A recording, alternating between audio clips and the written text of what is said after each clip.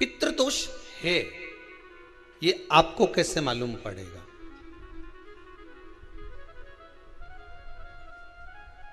पितृ भूखे हैं, इसका तो वर्णन हमने पहले कर दिया कि रात्रि को जब आप सोने के बाद में 1-1.5 घंटे बाद अगर आपकी नींद खुल जाए, 1 घंटा 1.5 घंटा आप सो लिए, उसके बाद जो नींद खुली तो 1-1.5 घंटे तक अगर आपको नींद नहीं आ रही है, रात्रि को सोने के बाद में 1 घंटे बाद जब उठे तो आपको प्यास लग गई, भूख लगने लगी, प्यास लगने लगी कि मेरे को पानी पीना पड़ेगा, घबराहट हो रही, पानी पीना पड़ेगा। 1-1.5 घंटे सोने के बाद अचानक नींद खुले और आपको प्यास लगे, समझ लेना आपके पितृ भूखे हैं और प्यास है।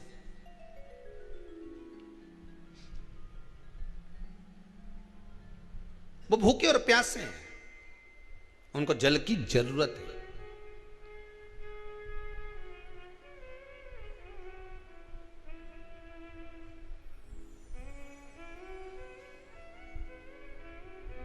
किसी भी नदी में, सरोवर में, कुंड में, बावड़ी में, तालाब में, आप तीर्थ में जाकर जब स्नान करते हैं तो स्नान करने के बाद एक काम का नियम बना लो कि अपने हाथ की अंजलि में जल लेकर अपने पूर्वजों को देना। प्यासे रहते हैं, भाग मांगते हैं।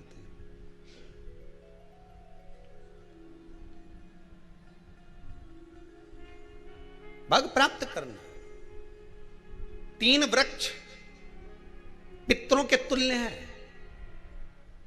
नैमिषारण्य की कथा में भी कहा था 3 वृक्ष पितरों के तुल्य हैं। पहला पीपल, दूसरा बट वृक्ष, तीसरा बेलपत्र का वृक्ष। ये पितरों के तुल्य हैं। अगर आपको रात्रि में नींद नहीं आ रही है, ऐसा लगता है कि रात्रि को 1 घंटा 1.5 घंटा सोने के बाद कुछ गलत गलत विचार आने लगते हैं, नींद सुबह 3 बजे तक 4 बजे तक नहीं आती, 4 बजे के बाद फिर नींद आती है, तो एक प्रैक्टिकल जरूर कर कर देखना। एक प्रैक्टिकल करने में क्या जाता है, प्रयास करने में क्या कुछ जाता है क्या? प्रैक्टिकल कर कर देखना कि कहीं सियोर वाला महाराज झूठ तो नहीं बोल रहा, तो प्रैक्टिकल करने में कुछ नहीं जाए। 1 लोटा पानी लो, उसमें थोड़ा सा कच्चा दूध डाल लीजिए, श्राद्ध पक्ष चल रहा है, बेलपत्री का पेड़ या पीपल का पेड़ या बट का पेड़, इन पेड़ के नीचे ले जाकर उस दूध को दोपहर में सुबह 10 बजे से लेकर 12 बजे के बीच में ले जाकर चढ़ा दीजिए। रात्रि को फिर ना आपको प्यास लगेगी, ना भूख लगेगी, नींद एक बार लगी तो सुबह ही खुलेगी। प्रैक्टिकल करने में क्या जाता है? पानी डालने में तुम्हारा कुछ जाएगा? अरे बोलो तो सरी, हाँ मैं 10 रुपया का दूध जरूर उसमें, और तुम इतनी चतुर हो, इतना सारा दूध थोड़ी डालोगी, तुम 2 घंटा लगेगा। कहाँ तुम इतना डालने वाली हो है?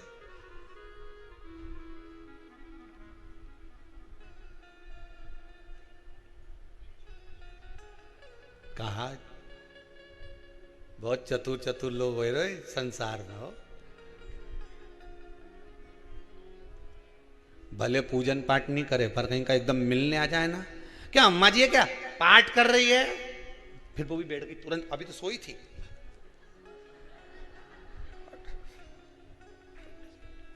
तुरंत। क्या पंडित जी हैं क्या, उनसे थोड़ा सा काम है, अभी माला जप रहे हैं, मालूम पड़े पंडित जी तो आराम से सेव फल खा रहे थे। अब प्लेट सोफा के नीचे घुसे,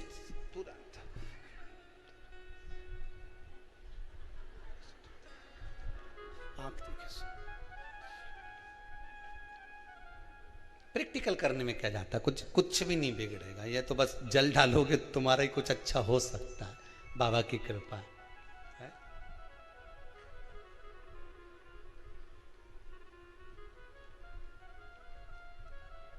तीन वृक्ष पितरों के तुल्य हैं। पहला जम के बोलिए पीपल, दूसरा बट वृक्ष, तीसरा बेलपत्री का वृक्ष।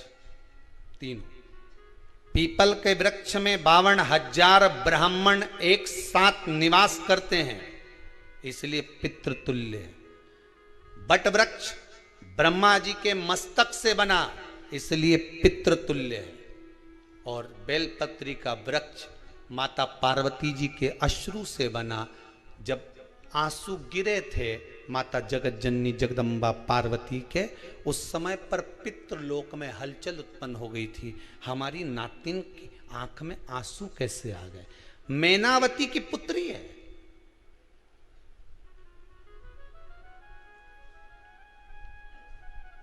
पितरों की नातिन, इसकी अश्रु कैसे गिर गए?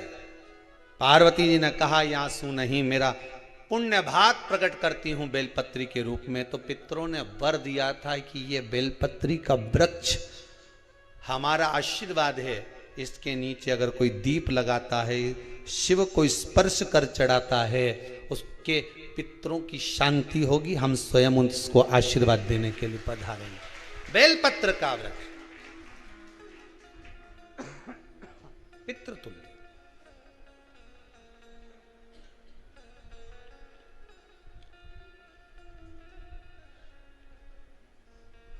तो रात्रि को अगर भूख लग रही है, प्यास लग रही है, तो पितृदोष। दूसरा पितृदोष का लक्षण बताया, घर में कोई शुभ कार्य ना हो, वंश की वृद्धि ना हो। 1 रुपये कमाओ, 1.25 रुपये खर्च हो रहे हैं, पैसा 10 जगह से कमाई आ रही है पर घर में टिक नहीं पा रही है, आया गया, पितृदोष। जरा सी कटोरी पड़ी है, उसके पीछे विवाद चालू हो जाए, पानी ढुल गया, उसके पीछे विवाद हो जाए, या छोटी छोटी बात में घर में क्लेश मचा हुआ है, पितृदोष है। समझ लो हमारे पूर्वज हमसे खुश नहीं, प्रसन्न नहीं।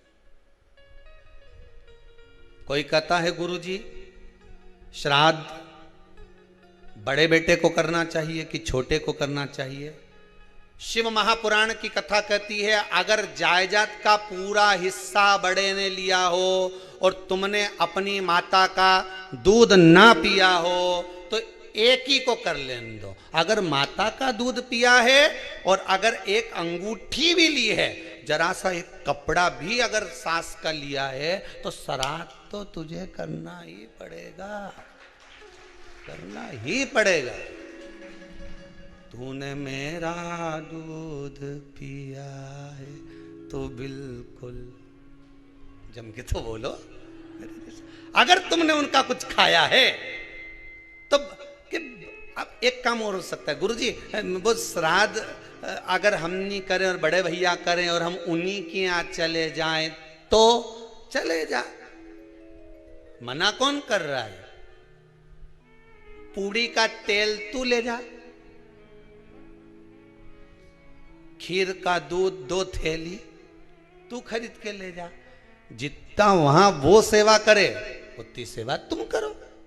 गलत है क्या? जायदाद का भी तो हिस्सा किया था। सुई की नोक के बराबर नहीं धुआं ने, ईंट इधर खसकी है तो हमारी इधर खसका दीजिए। हमारी बसियत में इतना लिखा है तो फिर बसियत में ये भी लिख के जाना चाहिए था। मैं तो कहूँ सबके तुम डरो मत ही रहे एक भी। जब छोरा छोरी के जब सब सामान प्रॉपर्टी दो ना, जमीन दो ना, जायदाद दो ना, सारा सामान छोरा छोरी के दो, तो उनके लिख के भी जाओ कि हमारी श्राद्ध कर दे अच्छे से, नहीं तो भूतड़ी बन के सताऊंगी।